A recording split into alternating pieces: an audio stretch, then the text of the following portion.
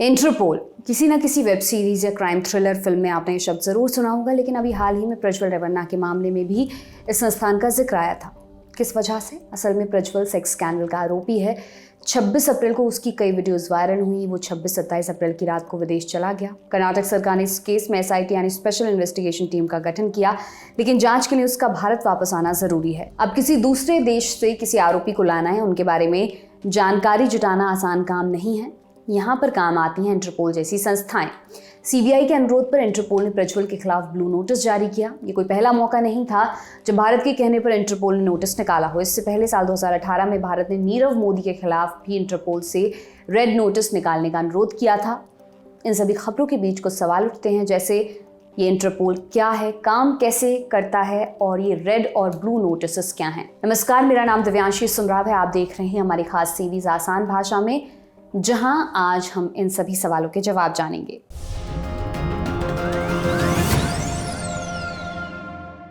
सबसे पहले समझते हैं इंटरपोल का इतिहास। इंटरपोल के इतिहास पर हम 24 नवंबर 2021 को दुनियादारी के एपिसोड में विस्तार से बात कर चुके हैं। आइए एक बार फिर से रिविजिट कर लेते हैं। साल था 1914 का। प्रिंस ऑफ मोनाको अल्बर्ट प्रथम परेशान चल रहे थे। उनके कैसिनोज में फ्रॉड हो रहा था। यूरोप के शातिर घपलेबाज कैसिनो में आते और चूना लगाकर निकल जाते। लोकल पुलिस पकड़ने में नाकाम साबित हो रही थी। प्रिंस को लगा ऐसा ही चलता रहा तो धंधा ठप पड़ जाएगा। तब इससे निपटने का रास्ता तलाशना उन्होंने शुरू किया। अलग अलग देशों से पुलिस अधिकारियों और लीगल एक्सपर्ट्स को मोंटे कार्लो बुलाया। अप्रैल 1914 में 24 देशों के एक्सपर्ट जमा हुए। उन्होंने अपराध की गुत्थी सुलझाने, अपराधियों की पहचान और उन्हें प्रत्यर्पित करने के रास्ते तलाशे। बात यह भी चली कि आपस में सहयोग कैसे बढ़ाया जाए। कहा गया फिर मिलते हैं, चर्चा आगे बढ़ाई जाएगी।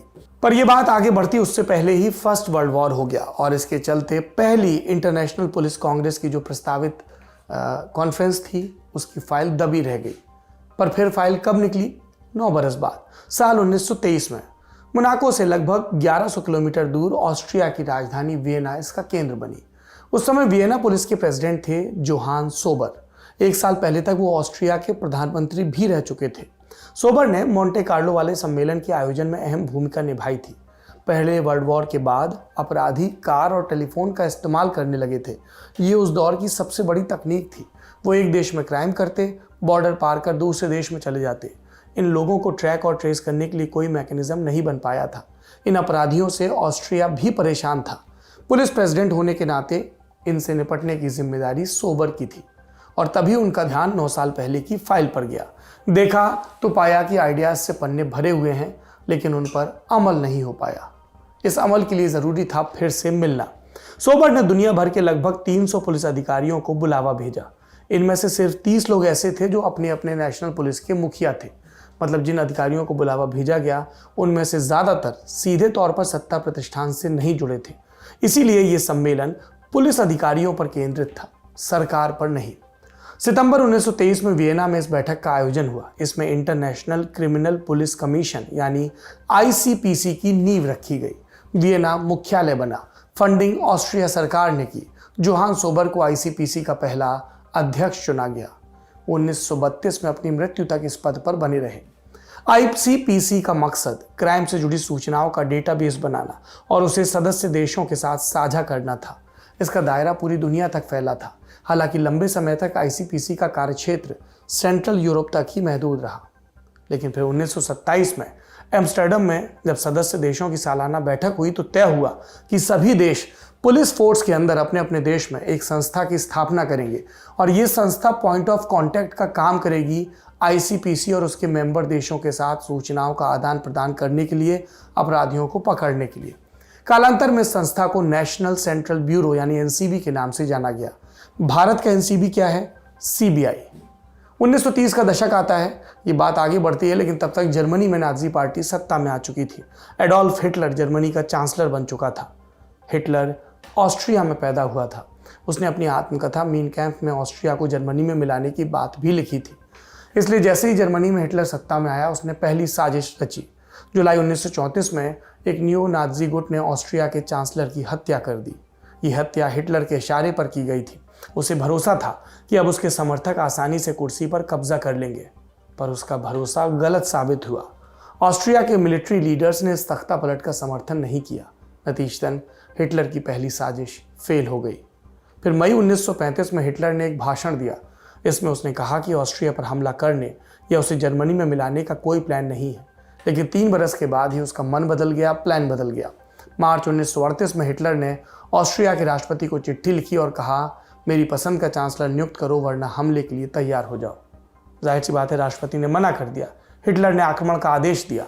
हमला पहले सुबह शुरू होने वाला था, लेकिन उससे पहले ही ऑस्ट्रिया के राष्ट्रपति ने घुटने टेक दिए। हिटलर की पसंद का चांसलर नियुक्त कर दिया।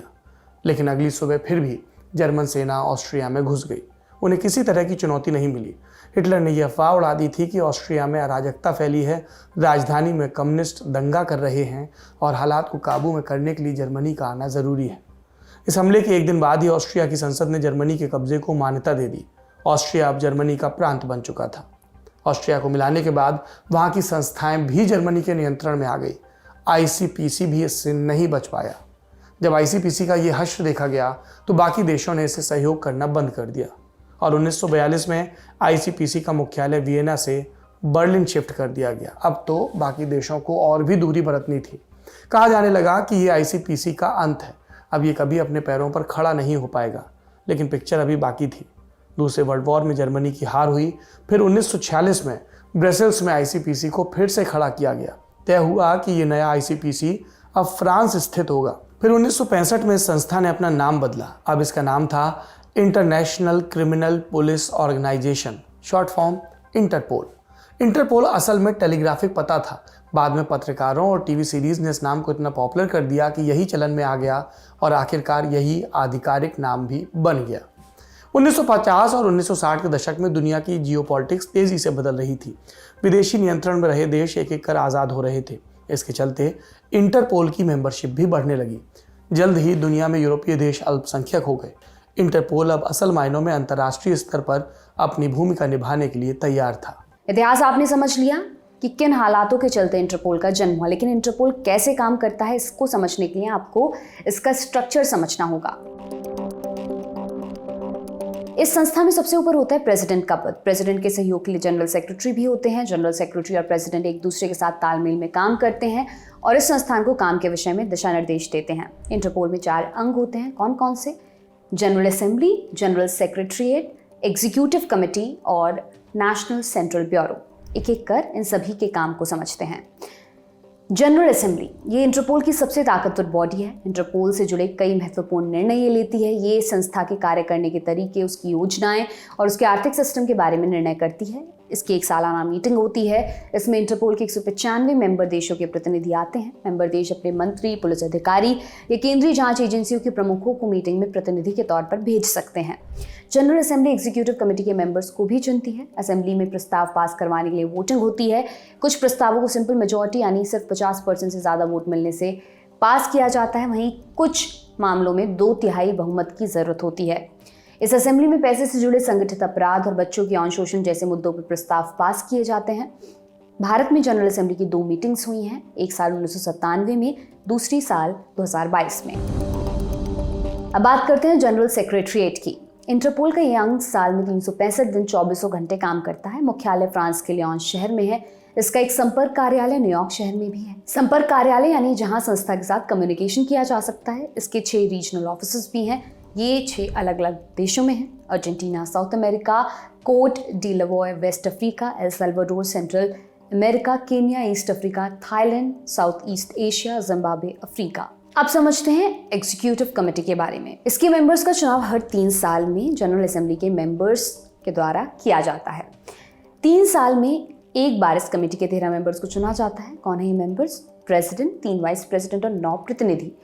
इसका क्या काम है? ये कमेटी जनरल असेंबली द्वारा पास किए गए प्रस्तावों को जमीन पर उतारने का काम करती है। ये संस्था के जनरल सेक्रेटरी के कामों में उनकी सहायता करती है। भारत की तरफ से सीबीआई के स्पेशल डायरेक्टर प्रवीण सिन्हा इस कमेटी का हिस्सा हैं। बात करते हैं नेशनल सेंट्रल ब्यूरो की। नेशनल सेंट्रल ब्यूरो इंटरपोल के कामकाज को सामूहिक बनाती है। कैसे? असल में हर देश इंटरपोल के साथ तालमेल के लिए अपनी एक संस्था को पॉइंट ऑफ कांटेक्ट बनाता है। जैसे भारत की तरफ से सीबीआई पॉइंट ऑफ कांटेक्ट है। भारत की तरफ से इंटरपोल को जो भी रिक्वेस्ट जानी है इसके लिए सीबीआई इंटरपोल से बात करेगा, और अगर इंटरपोल को भारत से किसी मामले में कोई रिक्वेस्ट करनी है तो भी कम्युनिकेशन सीबीआई के जरिए ही होगा। आपने इंटरपोल के 4 अंगों को समझा, अब इंटरपोल के काम को भी समझते हैं। इंटरपोल के 3 काम होते हैं। सबसे पहला काम है दुनिया भर की जांच एजेंसियों के बीच एक सुरक्षित कम्युनिकेशन चैनल बनाना और उनके बीच तालमेल बैठाना। इसके लिए इंटरपोल ने एक प्लेटफॉर्म बनाया है 24/7। ये दुनिया भर की जांच एजेंसियों के लिए कॉमन प्लेटफॉर्म है। इसके जरिए मेंबर देश आपस में सेंसिटिव और अति आवश्यक जानकारियों को साझा करते हैं। इसके अलावा इंटरपोल ने एक डेटाबेस भी बनाया है। इस डेटाबेस में क्या है? क्रिमिनल प्रोफाइल्स, क्रिमिनल रिकॉर्ड्स, चोरी के रिकॉर्ड्स, चोरी हुए पासपोर्ट, गाड़ियों और आर्टवर्क की डिटेल्स आदि। ये डेटाबेस सभी मेंबर देशों की पुलिस के लिए उपलब्ध होता है जिससे उन्हें जांच करने और क्राइम को रोकने में सहयोग मिल सके। इंटरपोल का तीसरा काम है मेंबर देशों की जांच एजेंसियों की मदद करना। इसके लिए 24/7 काम करने वाला एक कमांड सेंटर भी बनाया गया है। पब्लिक सेफ्टी, आतंकवाद, ड्रग्स, ऑर्गेनाइज्ड क्राइम, मानव तस्करी और भगौड़ों जैसे कुछ बेहद संगीन मामलों में इंटरपोल मेंबर देशों की मदद करता है। इसके लिए वो कई नोटिस भी इशू करता है, जैसे रेड नोटिस, ब्लू नोटिस आदि। इन सभी नोटिस के बारे में भी एक एक कर समझते हैं। ज़रूरतर देशों की तरफ से आई हुई रिक्वेस्ट के हिसाब से इंटरपोल 8 अलग अलग तरह के नोटिस निकाल सकता है। Red, green, blue, yellow, black, orange, purple, Interpol UNSC special notice. Red corner notice, ये नोटिस किसी मेंबर देश की नेशनल सेंट्रल ब्यूरो द्वारा इंटरपोल को दिया जाता है। इसमें किसी व्यक्ति के बारे में पता लगाने और उसको अरेस्ट करने के प्रावधान होते हैं। ये रिक्वेस्ट किसी मेंबर देशों के अरेस्ट वारंट या कोर्ट ऑर्डर के आधार पर इशू की जाती है। इसके अलावा ये नोटिस की रिक्वेस्ट किसी इंटरनेशनल कोर्ट के द्वारा भी की जा सकती है। इस नोटिस में 2 तरह की इन्फॉर्मेशन होती है। पहले उस व्यक्ति के बारे में जानकारी, जैसे उसका नाम, date of birth, photograph, fingerprint आदि। दूसरी उस क्राइम की जानकारी जिसके लिए उसके खिलाफ नोटिस निकाला गया है। रेड नोटिस एक इंटरनेशनल अलर्ट है किसी वांटेड इंसान के लिए, लेकिन ये अरेस्ट वारंट नहीं है। यहाँ पर एक और बात पर गौर कीजिए। रेड नोटिस जारी होने के बाद भी कोई देश आरोपी को अरेस्ट करने से मना कर सकता है। जैसे भारत की रिक्वेस्ट पर इंटरपोल ने साल 2014 में हरदीप सिंह निज्जर के खिलाफ रेड नोटिस निकाला था। कनाडा भी इंटरपोल का सदस्य, लेकिन कनाडा ने फिर भी निज्जर के खिलाफ कोई कार्रवाई नहीं की। अब समझते हैं ब्लू नोटिस के बारे में। ये नोटिस किसी व्यक्ति के बारे में जानकारी प्राप्त करने के लिए निकाला जाता है। इसके जरिए किसी व्यक्ति या अपराधी की आइडेंटिटी, उसकी लोकेशन और आपराधिक गतिविधियों से उसका रिश्ता जानने के लिए इस नोटिस को निकाला जाता है। येलो नोटिस, ये किसी लापता व्यक्ति को लोकेट करने के लिए निकाला जाता है। ब्लैक नोटिस, उसका वास्ता किसी जीवित इंसान से नहीं बल्कि डेड बॉडी से है। माने ये नोटिस किसी अज्ञात बॉडी, यानी वो डेड बॉडी जिसकी पहचान नहीं हो पा रही, उसके बारे में जानकारी जुटाने के लिए जारी किया जाता है। ग्रीन नोटिस, ये किसी व्यक्ति के बारे में देश को खबरदार करने के लिए इस्तेमाल किया जाता है। जैसे अगर कोई व्यक्ति पब्लिक सेफ्टी के लिए खतरा है या वो किसी क्रिमिनल एक्टिविटी में लिप्त है, ऐसे हालात में इंटरपोल ग्रीन नोटिस जारी करता है जिससे मेंबर देश उस व्यक्ति से सचेत रहें। ऑरेंज नोटिस, इसके जरिए मेंबर देशों को किसी इवेंट, व्यक्ति या किसी प्रोसेस के बारे में सचेत किया जाता है। पर्पल नोटिस, ये नोटिस देशों को किसी क्रिमिनल के क्राइम करने के तरीके की इन्फॉर्मेशन देने या किसी मेंबर देश से किसी क्रिमिनल के बारे में जानकारी लेने के लिए इस्तेमाल किया जाता है। इंटरपोल क्राइम से लड़ने के लिए देशों के बीच एक पुल का काम करता है। हालांकि कुछ देशों पर ये आरोप लगते हैं कि वो अपने फायदे के चलते इंटरपोल और मेंबर देशों का साथ नहीं देते हैं। भारत नीरव मोदी को भी देश में वापस लाने की कोशिश कर रहा है, लेकिन फिर भी अभी तक इस मामले में बड़ी सफलता हासिल नहीं हुई है। बहरहाल आज के लिए इतना ही। ये स्टोरी आपके लिए लिखी थी हमारे साथी आकाश ने। देखते रहिए दी लल्लन टॉप। बहुत बहुत शुक्रिया।